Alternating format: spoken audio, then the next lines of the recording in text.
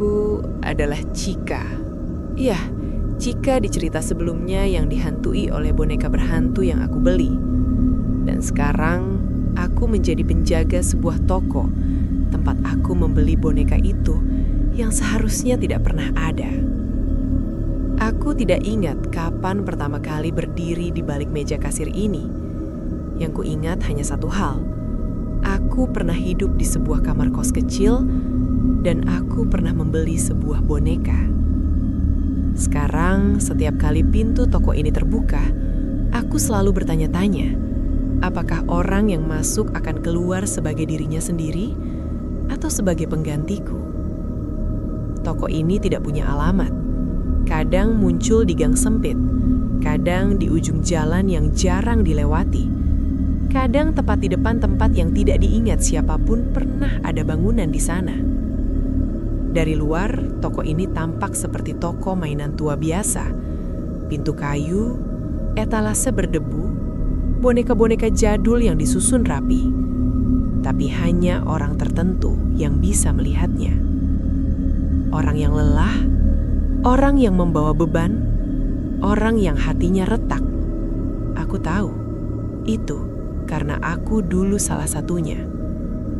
Di dalam toko, udara selalu dingin. Bau kayu tua bercampur aroma manis yang tidak pernah benar-benar hilang. Bunga Kamboja. Rak-rak boneka penuh. Masing-masing diam. Masing-masing menunggu. Aku tidak memilih boneka untuk pembeli. Boneka itulah yang memilih. Tugasku hanya menyambut. Setiap kali pintu berderi terbuka, aku akan tersenyum. Senyum yang sudah kulatih ratusan kali. Dan berkata dengan suara yang terdengar bukan lagi milikku. "Kamu suka yang itu ya?" Kalimat itu selalu keluar sendiri. Kadang aku masih bersalah. Kadang aku ingin memperingatkan mereka. Tapi toko ini tidak menyukai penjaga yang ragu. Aku pernah mencoba diam. Pernah mencoba menolak satu pembeli. Akibatnya, semalaman aku mendengar tangisan dari balik rak. Bukan dari boneka. Dari orang-orang yang pernah gagal berpindah. Sejak itu, aku patuh. Malam ini, toko muncul lagi. Aku tahu, karena lampu gantung di atas kasir menyala sendiri. Satu persatu. Dan pintu kayu itu berderit perlahan. Seorang perempuan masuk. Masih muda.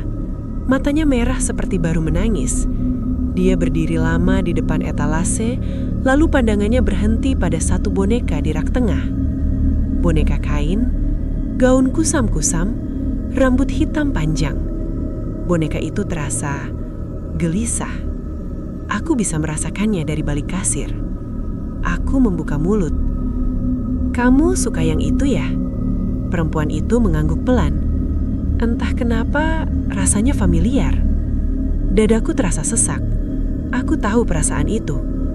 "Itu cocok buat kamu," kataku. Dia mendekat, mengambil boneka itu. Dan saat jarinya menyentuh kain gaun boneka tersebut, lampu toko berkedip. Aku melihat bayanganku di kaca etalase. Wajahku pucat. Mataku hitam. Senyumku terlalu lebar. Tiba-tiba perempuan itu menatapku. "Namamu siapa?" tanyanya. Aku terdiam. Aku tidak pernah ditanya itu sebelumnya. "Chika," jawabku akhirnya. Wajahnya langsung berubah. "Chika?" Sama seperti yang ada di mimpiku. Udara di dalam toko terasa lebih dingin. Rak boneka berderit pelan. Dan dari dalam toko, aku mendengar suara yang sangat kukenal berbisik. "Belum dia." Lampu mati. Dan untuk pertama kalinya sejak aku menjadi penjaga toko, aku merasa takut. Lampu menyala kembali perlahan, satu persatu. Seperti jantung yang kembali berdetak setelah berhenti terlalu lama. Perempuan itu masih berdiri di depanku. Tangannya masih memegang boneka kain itu. Tapi sekarang wajahnya pucat. "Ada apa barusan?" tanyanya pelan. Suaranya, aku tidak menjawab. Aku masih mendengar bisikan itu di kepalaku. belum dia. Kalimat itu tidak datang dari rak, tidak dari boneka, tapi dari dalam toko itu sendiri. Aku menelan ludah. Ini pertama kalinya toko menolak seorang pembeli setelah ia menyentuh boneka. Biasanya jika sudah sejauh itu, tidak ada jalan kembali. Aku menatap boneka di tangannya. Gaun putihnya tampak lebih kusam dari sebelumnya. Seolah kecewa. "Maaf," kataku akhirnya. "Saya rasa boneka itu bukan untuk kamu." Perempuan itu mengerutkan kening. Tapi sejak aku masuk ke sini, kepalaku terasa ringan. Seperti akhirnya aku nemu tempat yang pas. Kalimat itu menusukku. Dulu, aku mengatakan hal yang sama di hari aku masuk ke toko ini. Kadang, kataku hati-hati, tempat yang terasa pas justru yang paling berbahaya. Dia terdiam. Rak di belakangnya bergetar pelan. Boneka-boneka lain mulai bergerak sedikit. Bukan berpindah, hanya geser, gelisah. Toko tidak sabar. Aku tahu apa yang harus kulakukan. Aku melangkah keluar dari balik kasir. Tubuhku terasa berat, seperti melawan arus yang tidak terlihat. Aku mengambil boneka itu dari tangannya. Saat jariku menyentuh kain gaunnya, dingin. Bukan dingin benda, dingin seperti kulit. Boneka itu berbisik, sangat pelan. Kenapa bukan dia? Aku hampir menjatuhkannya. Aku tidak tahu, bisikku Barik. Bukan aku yang mutusin.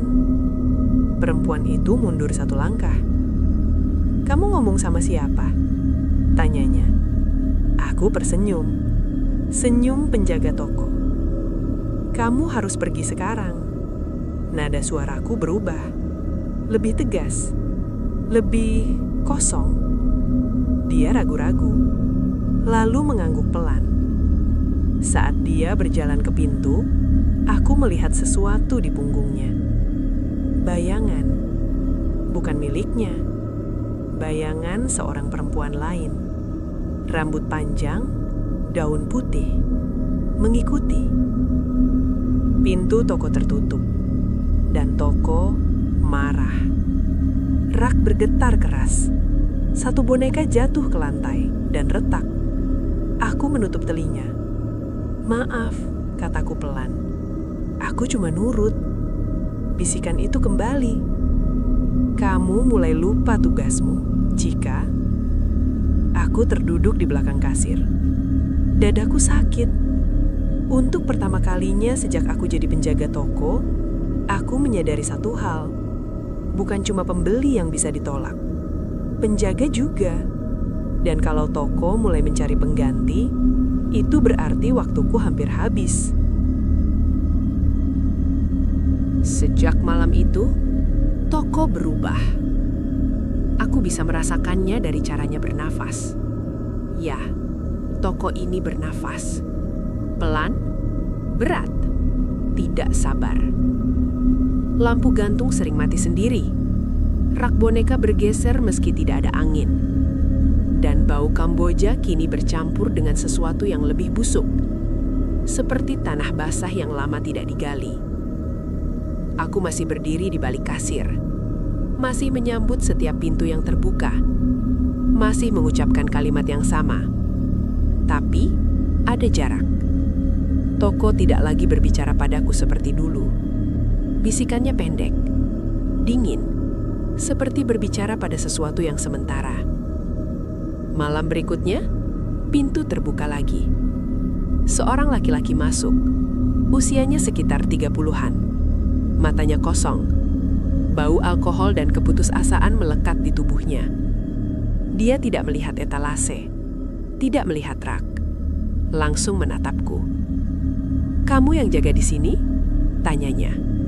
Aku mengangguk. "Aku mimpi soal tempat ini," katanya. "Dan soal kamu." Dadaku menegang. "Apa yang kamu lihat di mimpimu?" tanyaku. Dia menelan ludah. Kamu berdiri di balik meja itu, tapi wajahmu rusak, seperti boneka yang pecah. Rak di belakangku berderit. Aku tersenyum, atau setidaknya mencoba. Kamu mau lihat boneka? Tanyaku. Dia menggeleng. Aku mau berhenti mimpi. Kalimat itu membuat Toko terdiam. Lampu tidak berkedip. Rak tidak bergerak. Toko mendengarkan. Aku tahu, ini berbahaya. Orang yang datang bukan untuk membeli, tapi untuk melepaskan diri. Biasanya, orang seperti ini tidak keluar. Aku menoleh ke rak tengah. Ada satu boneka baru di sana. Aku yakin, aku tidak pernah menaruhnya. Boneka itu berdiri sedikit lebih tinggi dari yang lain. Wajahnya pucat, matanya hitam, dan gaun putihnya mirip gaun yang kupakai saat pertama kali masuk toko ini. Jantungku berdegup keras. Itu boneka apa? Tanya laki-laki itu. Aku membuka mulut, tidak ada suara keluar. Bukan karena aku tidak mau bicara, tapi karena Toko menahan suaraku. Laki-laki itu melangkah mendekat, semakin dekat ke boneka itu. Aneh, katanya pelan. Rasanya kayak ngelihat diri sendiri. Aku berteriak di dalam kepala. Berhenti, jangan sentuh. Tapi tubuhku tidak bergerak. Saat jarinya hampir menyentuh boneka itu, aku mendengar bisikan yang bukan ditujukan padanya. Bersiaplah. Lampu mati. Dan di dalam gelap, aku merasakan sesuatu berdiri di belakangku. Tangannya menyentuh bahuku. Dingin. Sangat dingin. Suara itu berbisik di telingaku. Dengan nada yang dulu selalu kupakai. Namaku Chika. Dan sekarang, kamu yang jaga toko ini. Aku menoleh.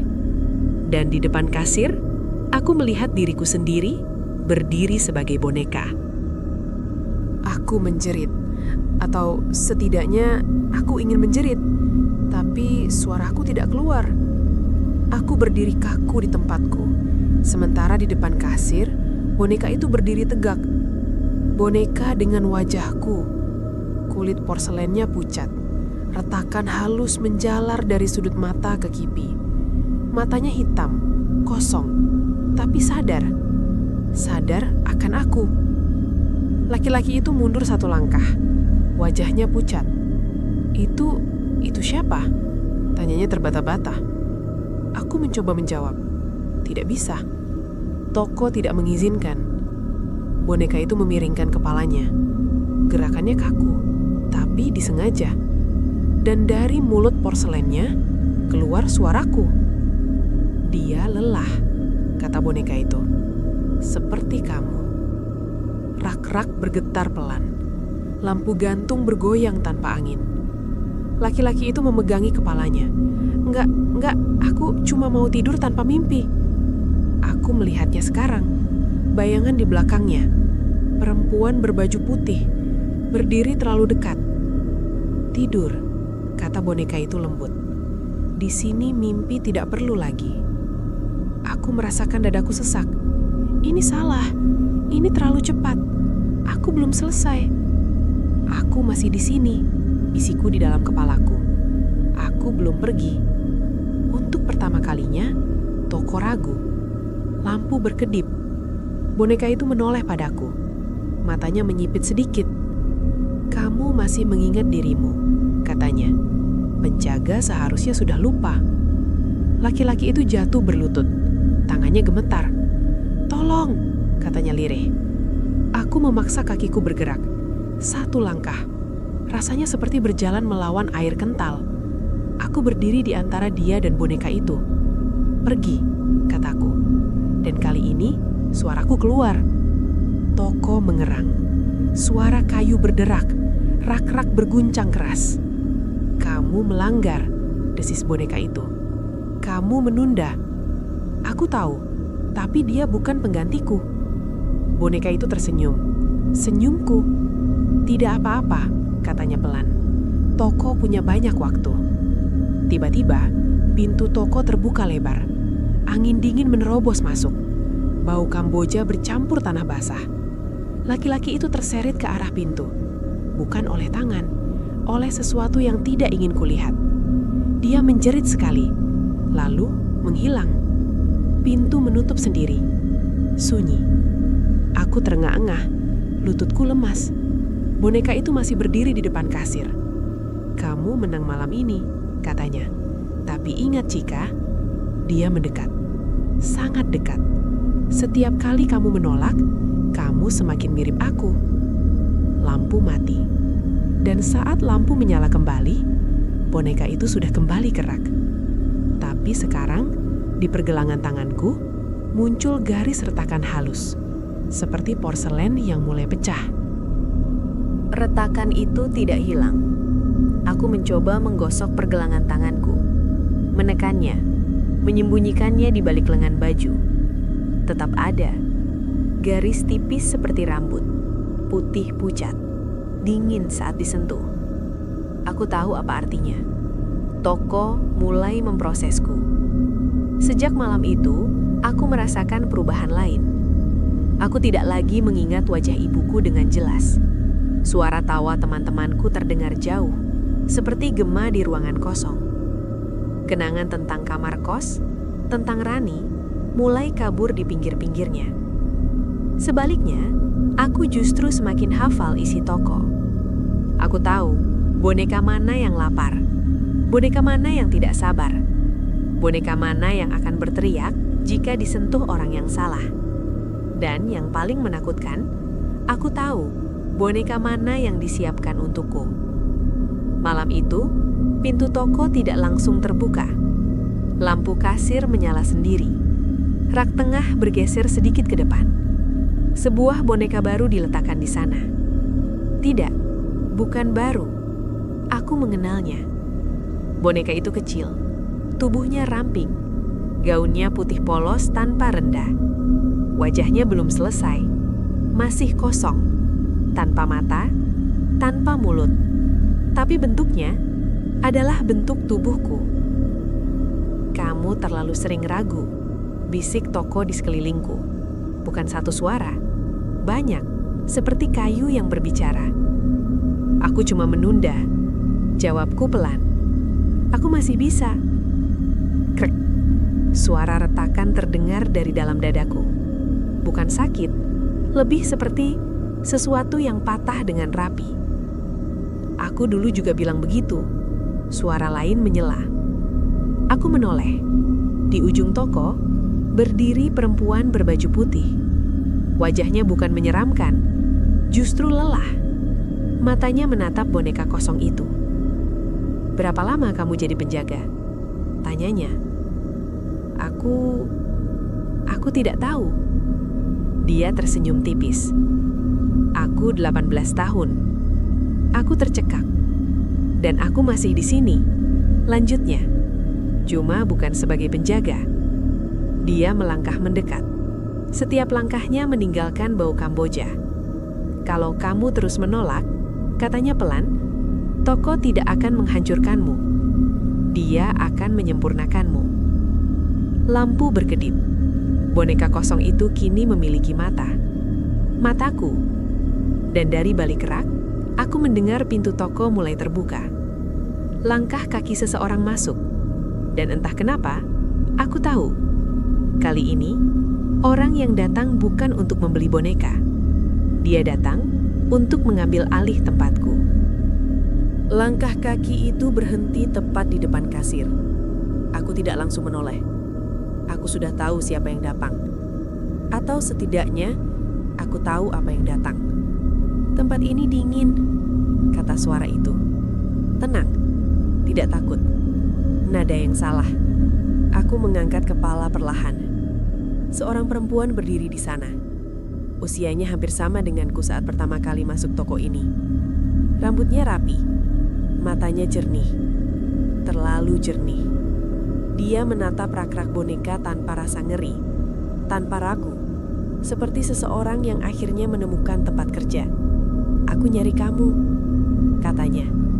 "Cika." Namaku diucapkan dengan mulus, tanpa bertanya, tanpa memastikan. Aku menelan ludah. "Kamu salah orang," jawabku. Atau mencoba menjawab. Suaraku terdengar jauh. Perempuan itu tersenyum kecil. Aku tidak pernah salah tempat. Lampu toko menyala lebih terang dari biasanya. Rak-rak boneka menjadi sunyi. Tidak ada yang bergerak, tidak ada yang berbisik. Toko menahan napas. "Aku capek," lanjutnya. "Capek mimpi tentang tempat ini. Capek bangun dengan bau bunga yang tidak ada di kamarku." Dadaku bergetar. Kalimat itu adalah kalimat pertamaku dulu. "Aku pikir aku gila," katanya. "Tapi sejak masuk ke sini, semuanya terasa jelas." Aku melirik boneka kosong di rak tengah. Tubuhnya kini sudah lengkap. Mata, hidung, bibir. Tinggal satu hal. Ekspresi. "Pergi," kataku cepat. "Kamu masih bisa keluar." Perempuan itu menoleh padaku, menatap lama. "Aku tahu kamu bilang begitu karena kamu masih ingat siapa dirimu," katanya pelan. "Tapi kamu juga tahu," dia melangkah lebih dekat ke kasir. "Toko ini tidak pernah salah memilih." Aku mundur selangkah. Retakan di pergelangan tanganku menjalar sampai ke siku. Kulitku terasa kaku, dingin. "Apa kamu tahu kenapa aku bisa melihat toko ini dengan jelas?" Aku mengenggel. Dia tersenyum. "Karena aku sudah mati di luar sana." Lampu padam seketika. Dalam gelap, aku mendengar suara porselen digeser.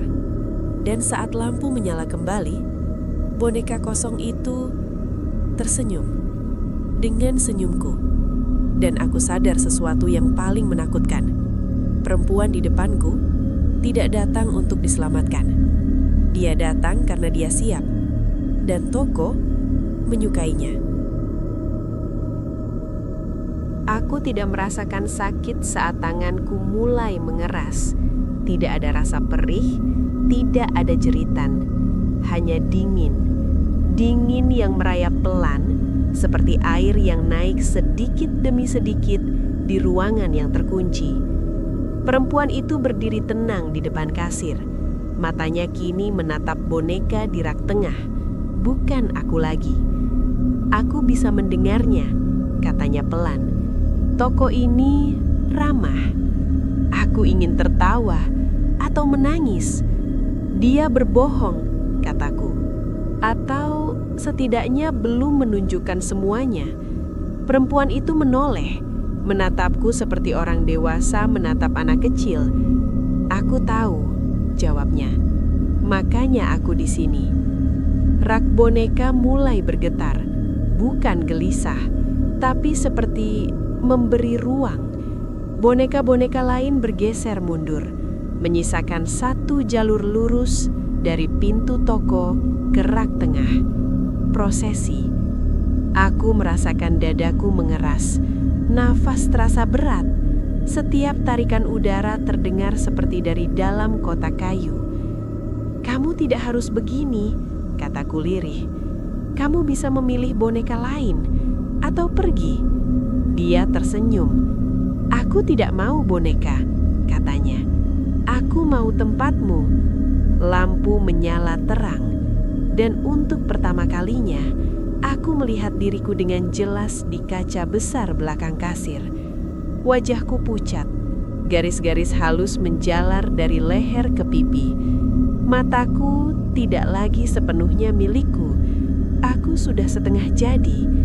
Boneka itu yang berdiri di rak tengah melangkah turun. Kakinya menyentuh lantai dengan bunyi halus, seperti porselin diletakkan di meja. Dia berjalan ke arahku. Aku, versi yang sudah selesai.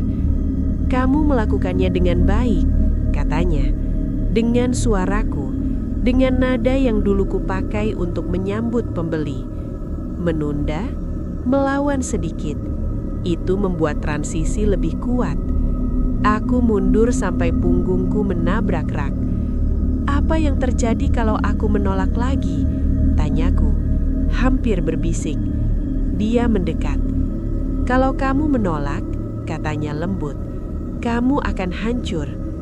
Toko tidak membuang penjaga, toko mengarsipkan. Aku melihat kerak paling belakang, boneka-boneka yang tidak bergerak, yang tidak berbisik, yang matanya kosong. Penjaga lama. Aku mengerti sekarang. Perempuan itu melangkah ke balik kasir, berdiri tepat di tempatku. Tangannya menyentuh meja kayu, dan meja itu merespons, menyala. Lampu gantung menyala stabil, rak berhenti bergerak. Toko tenang, nyaman. Aku berlutut, bukan karena dipaksa, tapi karena kakiku tidak lagi yakin itu bagian dari tubuhku. "Namamu siapa?" tanyaku pada perempuan itu. Satu-satunya hal yang masih terasa penting. Dia menatapku, lalu tersenyum kecil. "Itu tidak penting," katanya. "Sebentar lagi, aku akan dipanggil Cika." Dan saat dia mengucapkannya, aku merasakan sesuatu di dalam diriku benar-benar dilepas. Namaku, ingatanku, aku. Lampu perlahan meredup, dan suara toko berbisik, lembut seperti ucapan terima kasih. Aku tidak tahu kapan aku berhenti berpikir sebagai manusia. Mungkin saat namaku diucapkan untuk terakhir kalinya. Mungkin saat lututku menyentuh lantai. Atau mungkin sejak awal aku tidak pernah benar-benar pergi dari toko ini. Sekarang, aku berdiri di rak paling belakang. Aku tidak bisa bergerak, tidak bisa berbicara, tidak bisa berteriak. Tapi aku bisa melihat, dan itu cukup. Perempuan itu, yang kini dipanggil Cika, berdiri di balik kasir. Punggungnya tegak, senyumnya tengang, gerakannya pas. Terlalu pas. Kalimat pertamanya keluar dengan mulus, seolah sudah ia latih seumur hidup. "Kamu suka yang itu ya?" Seorang pembeli mengangguk. Wajahnya lelah, matanya kosong. Aku mengenali tatapan itu. Tatapanku dulu. Boneka-boneka lain berbisik pelan. Bukan jeritan, bukan tangisan. Lebih seperti desahan lega. Siklus berlanjut. Aku melihat ke bawah. Tanganku kini terbuat dari porselen. Kulitku halus, dingin, sempurna. Aku sudah diarsipkan. Bukan sebagai penjaga, bukan sebagai arwah, sebagai contoh. Di luar toko, hari berganti. Toko ini muncul di tempat lain, gang lain, jalan lain, waktu lain. Tidak ada yang ingat aku pernah ada. Tidak ada yang bertanya. Dan toko tidak peduli. Pembeli itu mengambil boneka dari rak. Boneka kain, gaun putih, rambut hitam panjang. Aku merasakan sesuatu bergerak di dalam boneka itu. Bukan marah, bukan sedih. Siap. "Apa namanya?" tanya pembeli. Perempuan di balik kasir tersenyum. "Dia tidak punya nama," katanya lembut. "Tapi dia cocok buat kamu." Kalimat itu menutup segalanya. Lampu toko menyala stabil. Rak kembali rapi. Bau Kamboja memenuhi udara. Dan di rak paling belakang, aku menatap lurus ke depan. Menunggu. Bukan untuk dibeli, bukan untuk dipilih, tapi untuk memastikan satu hal. Toko ini tidak pernah tutup. Penjaga selalu diganti. Kutukan tidak pernah selesai. Dan jika suatu hari kamu melihat toko mainan kecil di tempat yang tidak seharusnya ada bangunan, jangan masuk. Karena toko itu tidak menjual boneka. Ia hanya memindahkan dirimu.